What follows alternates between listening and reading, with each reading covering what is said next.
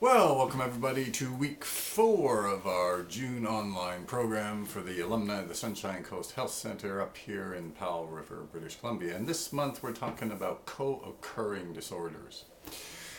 And not so much to give you some insight into what they are, although if you're suffering from them, I'm sure you already know, but more how to deal with them. And so far we've talked about this idea of getting the right attitude, which is basically an acceptance of reality. Yeah, I got it. Crap. I don't like it. I didn't ask for it, but I got it. And the idea of courage. How do you make it through the tough times, right? Those really bad days. And this week, another little dynamic, little tactic is what's called faith. Now, don't go running out the room or anything. Faith is actually a term we use in psychology. My mentor uses it all the time. Although, again, if you're religious, faith is great. Lots of people, lots of religious people put their faith in God. But this faith that I'm talking about it's much more of a general thing. It's having faith in, for example, Dr. Howard, our psychiatrist, having faith in the counselors, having faith that if you simply do these things, then your life will get better. Even though you may personally have no experience of this, you can understand how it's going to work out.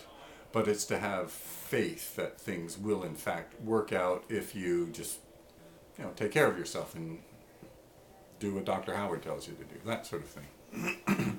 That's a real problem with people with addictions, because people with addictions are what I affectionately call all control freaks, right? They got to control absolutely everything in their life. In fact, I've never met an addict who was not a control freak, because I think it's a requirement. As an addict, you'd probably be the worst addict in the history of the universe if you were not a control freak, because really you got to manipulate and control everything to keep using a substance that is totally illegal, and everybody's saying, oh, don't do that,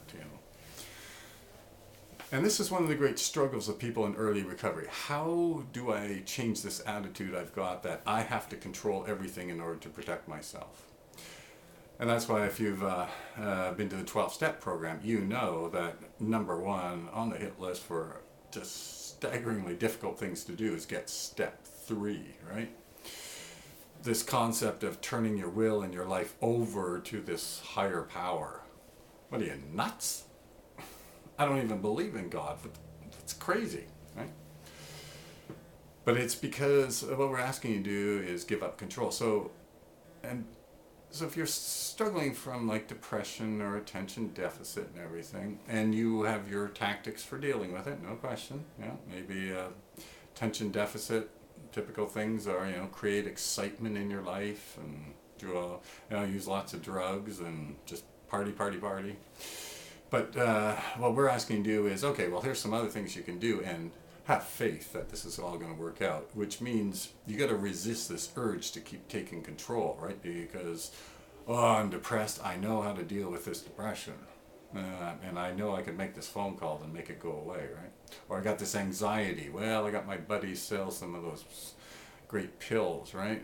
I could buy a bunch and I know I could get rid of this anxiety. But of course that creates more problems in the end, right? So to have the faith that if you just follow what the doctors say, follow what the therapist says, work through this stuff, that in fact things will get better. Okay? And it's a real tricky one, particularly because of the addiction and this belief that we have to control everything in our lives, and to be willing to give that up and just allow time to take its course, and that things will in fact work out as long as you're doing the legwork, right? So faith is very important. So far we've dealt with this idea of getting the right attitude, acceptance of reality. Yes, I've got this problem. It doesn't make me a bad person or anything, but it's one more thing I have to deal with. The idea of courage, fighting through the bad days, and now faith that yes, in fact, things will work out if you just give it a chance and give up some of that sort of, well, I know how I can fix it right now kind of attitude. Anyway, next week we'll come back with the last in our series for June, and we'll see you then.